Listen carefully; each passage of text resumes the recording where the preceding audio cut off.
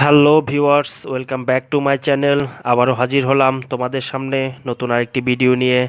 আশা করি সবাই ভালোই আছো। আজকে তোমাদের সামনে আলোচনা করব লেসন 11, আর ইউ লিসেনিং। আর মানে হওয়া, ইউ মানে আপনি বা তোমরা, লিসেনিং মানে শোনা, কোনো কিছু শুনতে পারা। আর ইউ লিসেনিং, আপনারা কি শুনতে পাচ্ছেন? শেষে একটা কোশ্চেন মার্ক রয়েছে। প্রশ্ন করা যায়, সবসময় মাথায় রাখবে যে প্রশ্ন করা যায় চারভাবে। একটি হচ্ছে রিলেটিভ প্রোনাউন ইউজ করে বা ডাবলেস ওয়ার্ডগুলো ইউজ করে যে প্রশ্ন করা হয়ে থাকে সেগুলোকে বলা হয় ডাবলেস কোশ্চেন, যেমন what, when, which, where do you live in, what is your name. এই ধরনের what, when, which, how, where যেগুলো ডাবলেস কোশ্চেন আছে, এই ডাবলেস ওয়ার্ডগুলো ব্যবহার করে যে কোশ্চেন তৈরি করা হয়ে থাকে সেগুলোকে ডাবলেস কোশ্চেন বলা হয়।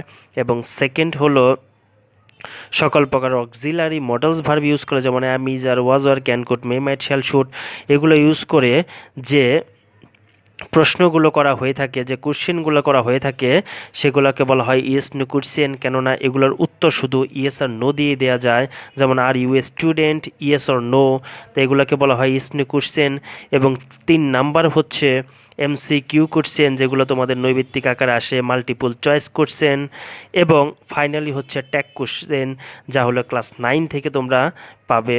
ট্যাগ কোশ্চেন আসলে স্বয়ংসম্পূর্ণ কোনো কোশ্চেন না, তবুও এগুলো কোশ্চেন হিসেবে ধরা হয়।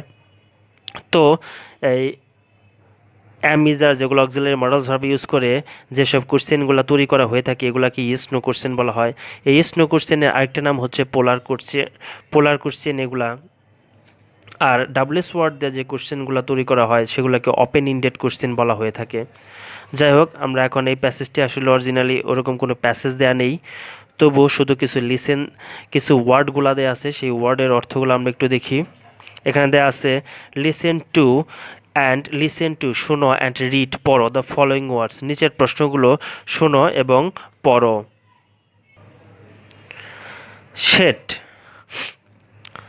এখানে একই রকম উচ্চারণযুক্ত শব্দ দেয়া আছে এবং ছবি দুইটা দেয়া আছে, কিন্তু একই রকম উচ্চারণযুক্ত শব্দগুলো শুধুমাত্র অর্থগুলো ভিন্ন এবং বানানগুলো কিছু চেঞ্জ হওয়ার কারণে এদের অর্থেরও পরিবর্তন হয়ে আছে। এখানে আমরা একটু দেখি। শেড, শেড শব্দটার মানে হচ্ছে ঝরানো বা ত্যাগ করা। তারপর যেমন যারা আমাদের দেশে মুক্তিযুদ্ধের সময় বা 1952 সালে ভাষা আন্দোলনের সময় যারা তাদের রক্ত ঝরিয়েছে, তো ওই যে রক্ত ঝরানো শব্দটা বা যে কোনো কিছু ঝরানো শব্দটার মানে হচ্ছে শেড। সেখানে আমরা শেড শব্দটা ইউজ করবো। শেড মানে ঝরানো। আরেকটা শেড হচ্ছে ছায়া, যেমন লোকটি এখানে গাছের নিচে বসে আছে, তার মানে রোদের হাত থেকে বাঁচার জন্য ছায়ায় বসে আছে। পেপার, পেপার মানে হচ্ছে গোলমরিচ। পেপার মানে হচ্ছে কাগজ। আরেকটি হচ্ছে এখানে দেয়া আছে টেস্ট, টেস্ট মানে হচ্ছে পরীক্ষা, যেমন এক্সাম। টেস্টের সিনোনিমিয়াস ওয়ার্ডস হচ্ছে এক্সাম, এক্সাম দেয়, এখন পরীক্ষা দেয়া। টেস্ট, লোকটি পরীক্ষা দিচ্ছে ছবিতে এখানে। আর টেস্ট অর্থ স্বাদ গ্রহণ করা, যেমন লোকটি খাবার খেয়ে স্বাদ গ্রহণ করতেছে। এপাশে দেয়া আছে ওয়েট, ওয়েট শব্দের অর্থটা হচ্ছে ভেজা, লোকটি ভিজে আছে বোঝা যাচ্ছে, এবং পরবর্তীতে লোকটি ওয়েট করতেছে মানে অপেক্ষা করতেছে। সো একটি ওয়েট হচ্ছে ভেজা আর একটি ওয়েট হচ্ছে অপেক্ষা করা। তারপর পেন, পেন হচ্ছে কলম। আরেকটা পেইন, আরেকটা পেইন হচ্ছে ব্যথা বা বেদনা, PIN, পেইন। তারপরে ম্যান, ম্যান হচ্ছে মানুষ, ম্যান মানে লোকটি বা মানুষ যাই বোঝায়। আরেকটা হচ্ছে ম্যান, আরেকটা ম্যান হচ্ছে কেশর, যেমন ঘোড়াটির যে এখানে যে কেশরগুলো দেওয়া আছে বা চুলগুলো দেওয়া আছে এগুলোকে কেশর বলা হয়ে থাকে। সো আমরা এখন নেক্সট পরের অংশটা একটু দেখে নেই।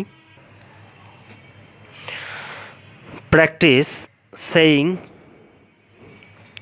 Saying the following words.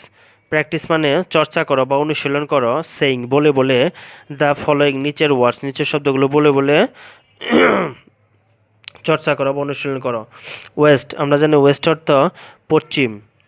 আরেকটি ওয়েস্ট অর্থ হচ্ছে নষ্ট করা, কিন্তু একটু বানানের গত দিক থেকে আলাদা। এগুলো প্রত্যেকটা স্পেলিংগুলো আলাদা, দ্যাট মিন্স বানানগুলো আলাদা, কিন্তু এদের উচ্চারণগত দিক থেকে একই, প্রোনাউন্সিয়েশন একই, বাট স্পেলিংগুলো হচ্ছে আলাদা। ডিবেট, ডিবেট আমরা জানি, সরি, এখানে ডেপ্ট, ডেপ্ট আমরা জানি ঋণ করা। ডেট, ডেপ্ট মানে ঋণ করা, ডেট মানে হচ্ছে তারিখ। তারপর লেট, লেট হচ্ছে অনুমতি দেওয়া।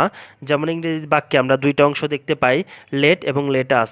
যদি কোথাও লেট থাকে তাহলে বুঝতে হবে যে অনুমতি দেওয়া, অনুমতি চাইছে। যেমন লেট মি গো আউট, আমাকে বাইরে যাওয়ার জন্য অনুমতি দিন বা দাও। আরেকটি লেট হচ্ছে ইংরেজি বাক্যে, তা হচ্ছে লেট আস। লেট আস থাকলে তাকে প্রস্তাব বোঝানো হয়, যেমন let us go to play অথবা let us go to picnic, চলো খেলতে যাই অথবা চলো পিকনিকে যাই। তো লেট হচ্ছে এখানে অনুমতি দেয়া। আর আরেকটি লেট হচ্ছে দেরি করা, যেমন এলইটি লেট, পরেরটা হচ্ছে এলএটি লেট। এই লেট হচ্ছে অনুমতি দেওয়া আর এই লেট হচ্ছে দেরি করা। গেট, গেট আমরা জানি পাওয়া, কোনো কিছু পাওয়া অর্থে ব্যবহৃত হয় গেট। আর তারপরের অংশটা গেট হচ্ছে যেমন আমাদের বাড়ির যে গেটগুলো থাকে সেই গেটকে এখানে বোঝানো হয়েছে। তো এটি নাউন আর এটি হচ্ছে ভার্ব।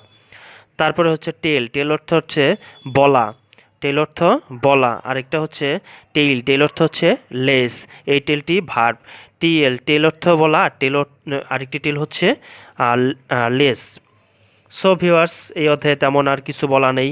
তো নেক্সট লেসন নিয়ে পরবর্তীতে আবার হাজির হব। সে পর্যন্ত সবাই ভালো থাকবে, সুস্থ থাকবে, এবং যদি ভিডিওটি ভালো লেগে থাকে তাহলে অবশ্যই লাইক, কমেন্ট, শেয়ার এবং সাবস্ক্রাইব করে পাশেই থাকবে। Till then, bye by.